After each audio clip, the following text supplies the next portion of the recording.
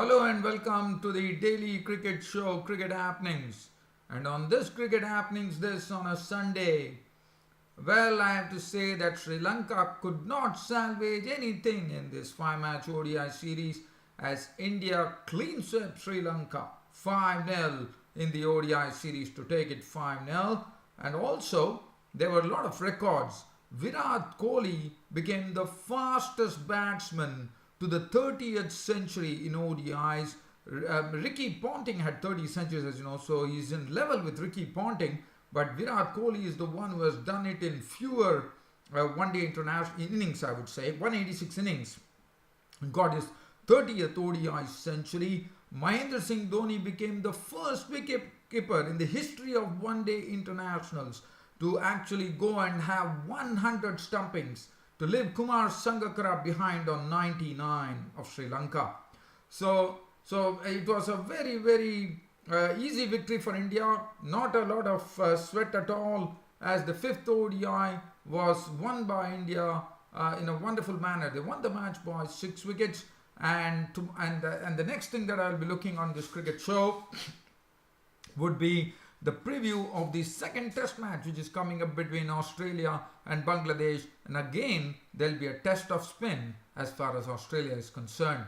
And then also, I would like to share that the Natwest T20 Blast came to a conclusion in England yesterday when in the finals, Nottinghamshire, for the first time ever in a Natwest, won the Natwest T20 Blast as they beat Warwickshire, with Samit Patel doing with the bat and Harry Gurney doing it to the ball. The 29th match in the Caribbean Premier League saw a match where Barbados tried and struggled to make only 136 for 9 batting first, and then had the Trinbago Riders, who have been having a golden run in this CPL, who has already qualified for the semi-finals. They were bowled out for 120 as Tridents won by 16 runs. So these are the 4 things that I'm going to look at on this daily cricket show. But definitely there will be more credence placed to the India versus Sri Lanka game. So I'm going to start off from there and let's see what happened. So this was the final ODI, which was played at the Ketarama in Colombo. And the toss was actually, I'm just going to see, the toss was actually won by Sri Lanka, which was good for them. And Sri Lanka did not have a good start as usual. Their openers, Dikwala, was a victim. In fact, I forgot to say that Bhuvaneshwar Kumar bowled superbly to get his maiden 5-wicket haul in ODIs.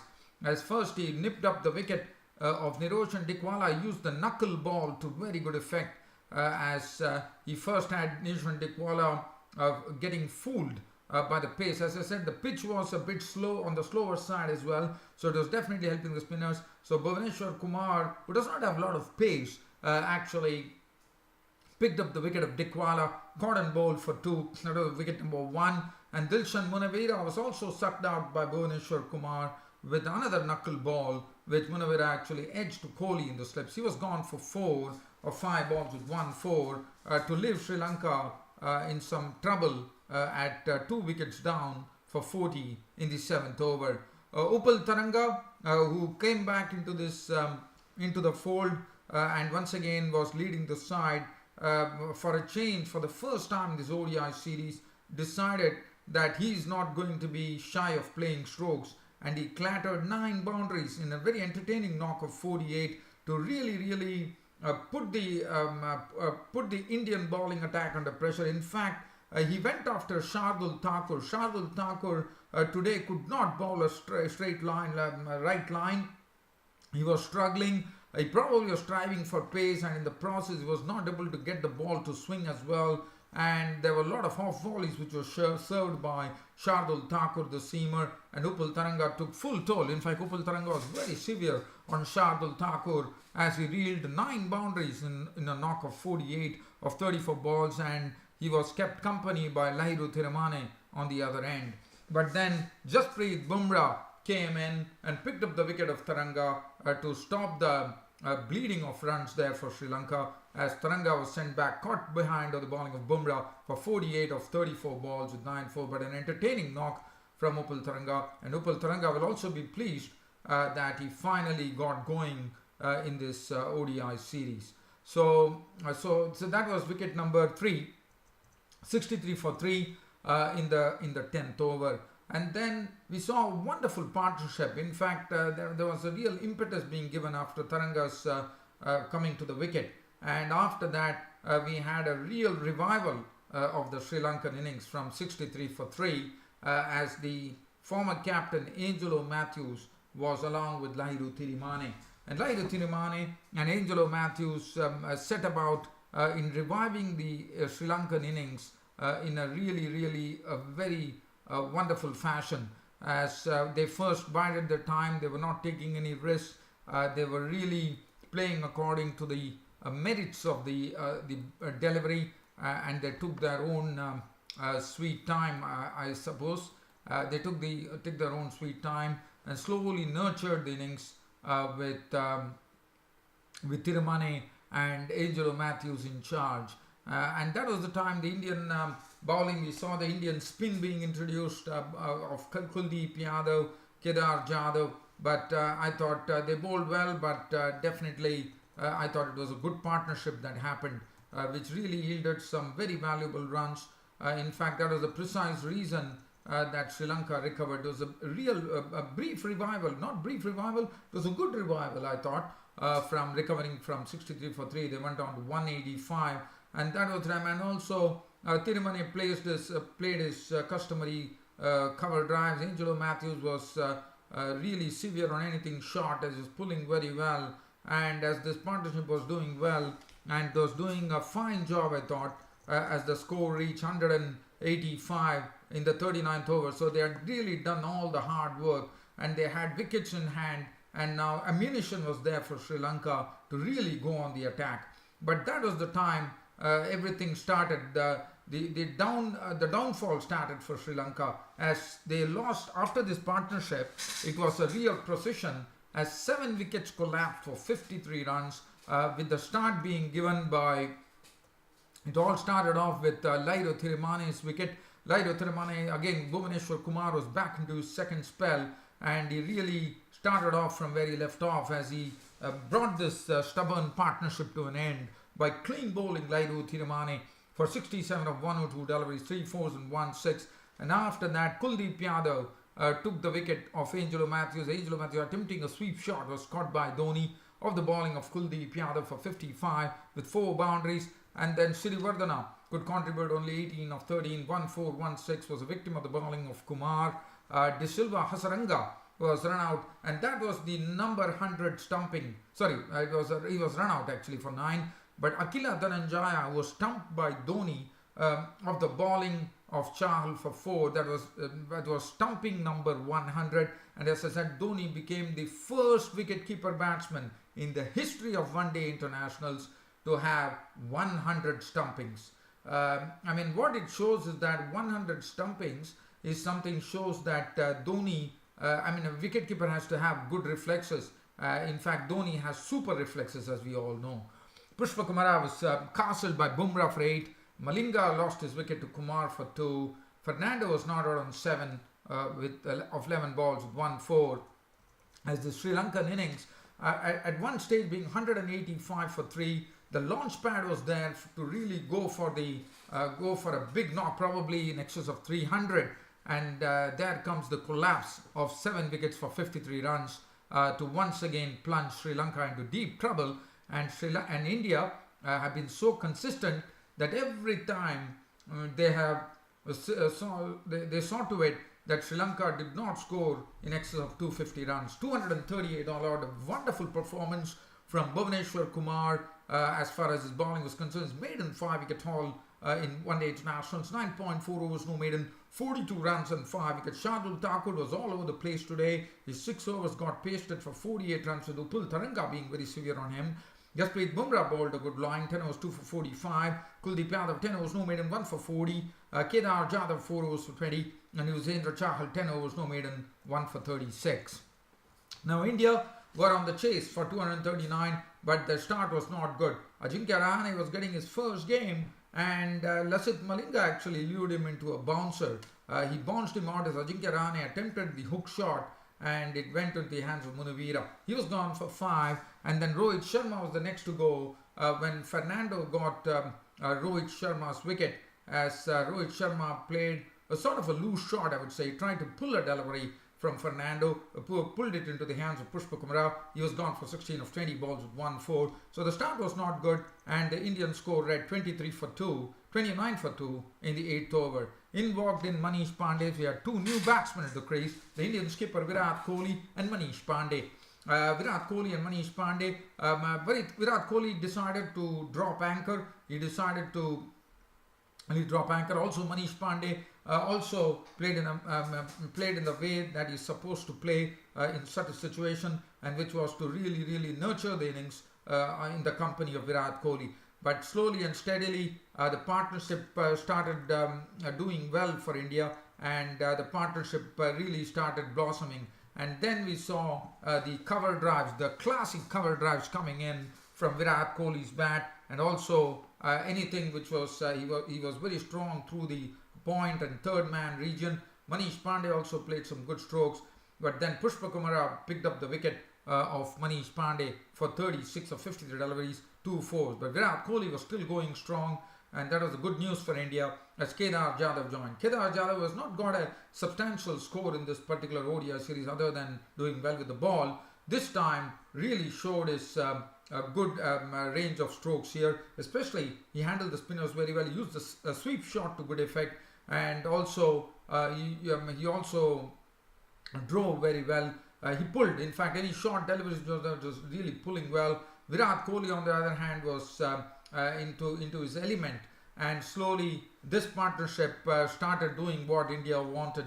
From the halfway mark when Manish Pandey was out, the score was 128, and after that it was a good partnership. In fact, India recovered with this 99 runs partnership for the 3rd wicket, and as far as the 4th wicket was concerned, we had one more partnership developing which yielded 108 runs, and that was the partnership between Virat Kohli and Jadhav. That was the time the Indian batsman was really settling well, and the Sri Lankan bowling was not having any effect on them, as Kedar Jadhav really indulged himself in making 63 of 73 deliveries, 7 fours, and in fact Hassan de Silva picked up his wicket when he was caught by Dikwala behind the stumps. After that was Virat Kohli, who along with the former skipper Dhoni took India to victory. Dhoni was not out on 1, and Virat Kohli went on to his 30th century in ODIs, was unbeaten on 110 of 116 deliveries with 9 fours, and was century number 30 for Virat Kohli, putting him in par with the former wonderful batsman from Australia, Ricky Ponting. But Virat Kohli is the one who has done it in just 186 innings, and he has been the fastest to 30 ODI centuries. Take a bow, Virat Kohli. And that was it. India had won the match by 6 wickets and thus completed a 5-0 clean sweep of the series. The man of the match went to Bhuvaneshwar Kumar without a shadow of a doubt, and the player of the series going to Jasprit Bumrah for his wonderful economical bowling in the ODI series so far. As far as the bowling was concerned, Malinga 8 overs 1 for 35, Fernando 7 overs 1 for 40, Dhananjaya 10 overs 1 for 49, Matthews 3 overs for 14, Pushpa Kumar, I thought he bowled well, 1 for 40 of 10, Srivardhana 4 overs 1 for 28, and Hassan de Silva bowled 4.3 overs, no maiden, 1 for 29. So that is the so that's the end of the ODI series. So that's after Sri Lanka losing the ODI series 5-0. And also I'm told this is the first ever home whitewash for Sri Lanka in a bilateral series, and that India is the one who has done it to them. And so that is as far as the India versus Sri Lanka ODI series go. Now let's talk about just me do a brief preview of the second test, which is coming up tomorrow at Chittagong between Australia and Bangladesh. We are talking about the second test match that is coming up tomorrow, and in the second test match, as I said, the test is going to be Bangladesh are 1-0 right now. Australia get an opportunity here to square the series, and this is a 2-match test series, and one knows that spin is going to once again going to be the mantra, and spin is something with which Bangladesh are going to attack. There is no doubt about it. So it will be interesting to see whether Australia have done their homework, and they have their game plan against the Aussies. But Bangladesh would be very wary about David Warner. They probably would have looked at a lot of videos of David Warner, because that is the big wicket, because he is one who can really take the game away with this very, very wonderful hitting that he does. So David Warner would be someone on whom Bangladesh would have trained their eyes, no doubt about it. Other than that, I thought the Bangladesh spinners were doing a great job, and I thought Australia have a real test here at Chittagong when they would be really being tested against the Bangladeshi spin bowlers. So that is as far as that particular match is concerned. Other than that, I don't think there is anything else to talk about. But as I said, it's all about the Australians actually really coming to grips with the Bangladeshi spin, because the spin is something which is going to follow them all through. And I'm also trying to see whether there is any changes in whether Australia would be prompted to make any changes in their team, or whether Bangladesh probably might retain the winning combination as far as I'm concerned, because it's always not good to disturb a winning combination. So I think Bangladesh will probably stick to the same side. So let's have a look at the Natwest Trophy. As I said, the Natwest T20 Blast came to a conclusion yesterday in a wonderful match, a very good final that happened between Nottinghamshire and Warwickshire. Nottinghamshire won the match by 22 runs, thus getting the first taste of a Natwest T20 Blast. In fact, this was their first Natwest T20 Blast trophy, and really proving that they were T20 champions as far as the English county scene was concerned, as far as T20 cricket is concerned. So Nottinghamshire actually batted first. They raised 190 for 4 on the board. It was all done by Summit. They didn't have a good start. They lost a few wickets. Vokes actually set them. Warwickshire bowler Chris Vokes actually put the Nottinghamshire innings on an absolute back foot as he dismissed Wessels for 19, Hales for 7, and Moores, the Peter Moore's son, Tom Moores, for naught. But Brendan Taylor and Samit Patel combined to revive the Nottinghamshire innings, and thanks to them, it really the Nottinghamshire innings started moving. Brendan Taylor's contribution was 65, 49 deliveries, 9 fours and 1 6. Samit Patel was still there at the end, unbeaten on 64. He has been in some good form, I would say. 42 balls, 64 of 42 balls, 4 fours and 4 sixes. Daniel Christian biffed 24 of just 8 deliveries, 2 fours and 2 sixes, and that was the reason the 190 for 4 on the board. As far as Nottinghamshire were concerned. I'm not going to go into the bowling. As far as the Warwickshire were concerned, they were given a target of 191 runs to win from 20 overs. Ed Pollock could not get going. In fact, he made 14 of 11 deliveries, but it was all about Sam Hain, who really gave a real thrust to the Warwickshire innings, trying to get close to the target by hitting 72 of 60 of 44 deliveries, 5 fours and 3 sixes. Grandholm tried his bit in clattering 27 of 19 with 2 sixes. Thomason made 26 of 13 with 2 sixes, but it was not really enough. Harry Goodney was the one who was the chief wrecker. 4 overs, no maiden, 4 for 17, bowled splendidly, I thought. Samit Patel, 4 overs, disappeared for 42. Ball 2 for 26 of 4. Daniel Christian was costly as well, 1 for 43. Mulani, 3 overs for 28. Sethi, 1 over for 11 runs. Samit Patel was named player of the match, and why not, as batting is something. He has been in some very good form, and really I thought he's even knocking at the doors of English cricket right now, Samit Patel. The 29th match of the Caribbean Premier League saw a very low scoring match. In fact, the match was between Barbados Tridents and Trinbago Night Riders, who are really running away. But here, in fact, Trinbago Night Riders had nothing to lose, even though they lost the match by 16 runs. But it was the way they lost it. They also lost Brendan McCullum, who is out of the CPL, and especially at the business end of the tournament, Brendan McCullum going out of the CPL is a big blow. He was hit on the elbow by a Phillips delivery, and he won't be taking any further part in CPL, which is absolute bad news. Barbados Tridents were the ones who batted first. The Kieron Pollard's men really struggled against the spin. Shadab Khan was simply splendid. Barbados Tridents making 136 for 9, batting first. And Trinbago Night Riders were rolled out for 120. Splendid bowling, I thought, from the Barbados Tridents bowlers. And that was the match situation as far as this particular match was concerned in the Caribbean Premier League. But Barbados Tridents, it's going to be a very tough thing for Barbados Tridents to actually qualify for the semi-finals. They probably need a win over the next team, probably by a margin of 230. I think they'll be playing on the Guyana Amazon Warriors, and I think they require to have a victory by a margin of 220 or 30 odd runs, which is a tough ask according to me. But so that's the match situation. So I'm not going to go into any details here. I'm going to it's time for me to actually go ahead and wind up this daily cricket show of mine by really signing off finally this on a Sunday. Thank you.